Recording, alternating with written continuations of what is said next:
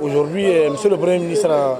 s'est vu dans l'obligation d'inviter les acteurs sociopolitiques de notre pays pour les faire part des avancées quant à la mise en œuvre des recommandations de ce cadre de dialogue, mais également les pourparlers en cours avec les autres acteurs sociopolitiques qui tardent encore à venir autour de la table, expliquer aux membres du cadre de dialogue toute la nécessité et sa volonté et la volonté du gouvernement à ramener ces acteurs politiques autour de la table du cadre de dialogue afin de continuer les discussions sur la mise en œuvre de la transition guinéenne. Donc, Monsieur le Premier ministre, avec à ses côtés le ministre de l'Administration du territoire et de la décentralisation que je suis et le ministre des Affaires étrangères, nous avons expliqué tous les détails possibles sur le processus de mise en œuvre de ces recommandations de la dernière session du cadre de dialogue, mais également les actions futures que le gouvernement est en train de mettre en œuvre pour permettre à tous les Guinéens d'être au bain de la situation de la mise en œuvre du chronogramme de la transition. Nous avons d'ailleurs profité pour leur annoncer la tenue demain vendredi de la rencontre de présentation du niveau de mise en œuvre de la transition où l'ensemble des acteurs sociopolitiques du pays sont invités, et les médias, mais également les organisations de la société civile. Bon, vous savez, c'est une première rencontre que le Premier ministre, accompagné des facilitatrices et du ministre de l'Administration du territoire et des Affaires étrangères, a tenu à réunir les coalitions des partis politiques et des organisations fêtières qui sont impliquées dans le cadre du dialogue inclusif. L'objet de la réunion, c'était surtout faire le point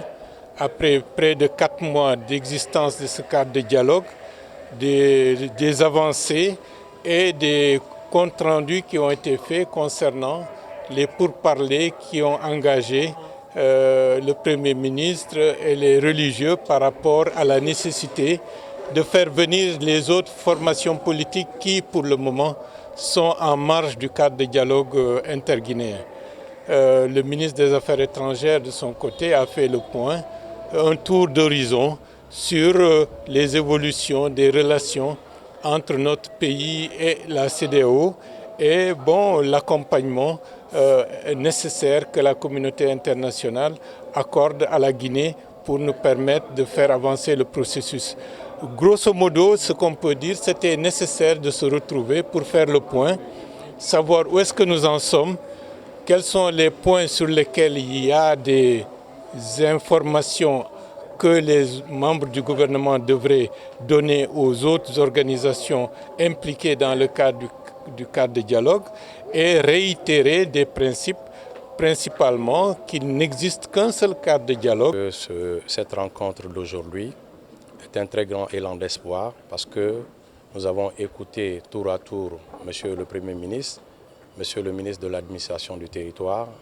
également le ministre des Affaires étrangères. Ce qui a été plus marquant, c'est que c'est la détermination des uns et des autres à organiser les élections libres et transparentes, crédibles, qui verront la participation de tous et de chacun. Ce sera maintenant aux Guinéens de choisir les candidats de leur choix à la fin de cette transition qui a été actée par la CEDEAO, mais aussi avec les acteurs de la transition, c'est-à-dire un délai de 24 mois. Voilà ce qui a été assez rassurant et marquant. Donc,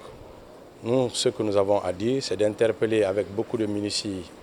les autres acteurs qui ne sont pas là, au sens de la responsabilité dont a toujours fait montre le peuple de Guinée. C'est vrai qu'à un certain moment, nous sommes certes capables de se combattre, mais nous devons aussi être capables de s'entendre quand l'intérêt est là. Donc, à cet effet, ce que nous pourrions dire, quelqu'un disait que tant que Dieu ne révélera pas à l'homme ce que le destin lui réserve, la sagesse humaine doit résider dans 2 mots, attendre et espérer.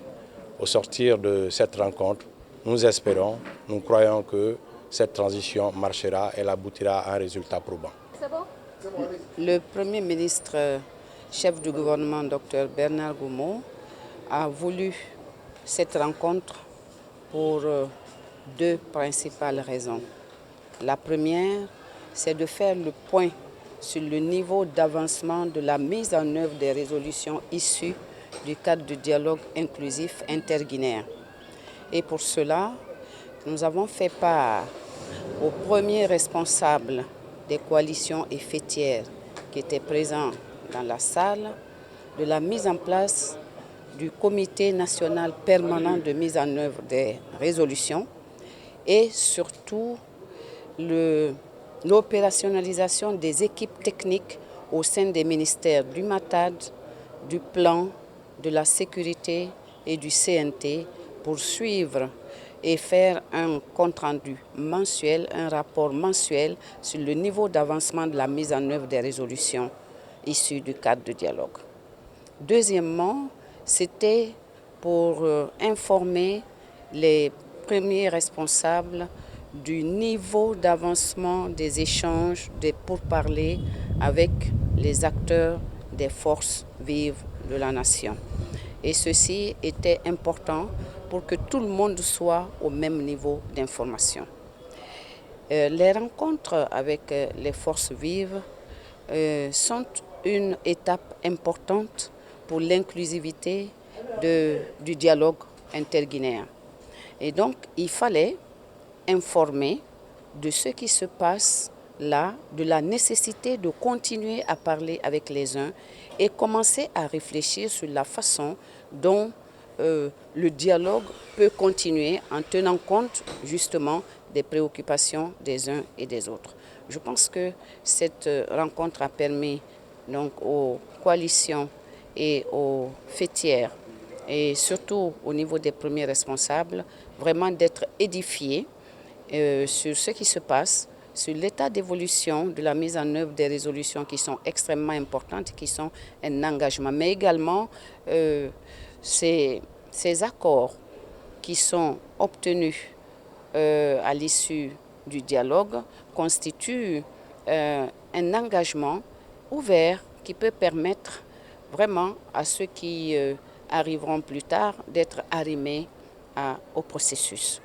Et puis, naturellement, ces rencontres vont se renouveler parce qu'elles sont nécessaires et parce que ce qui se passe, chacun a besoin de comprendre. C'est un engagement de tous et le Premier ministre s'y est engagé. Les ministres qui étaient là, du MATD et des Affaires étrangères et qui sont à ses côtés dans le cadre de ce dialogue ont également donné de larges informations sur le chronogramme, la transition, sur les discussions avec la CEDEAO. C'était une très très bonne réunion. J'espère, nous espérons, nos facilitatrices, que vraiment les acteurs qui étaient là ont été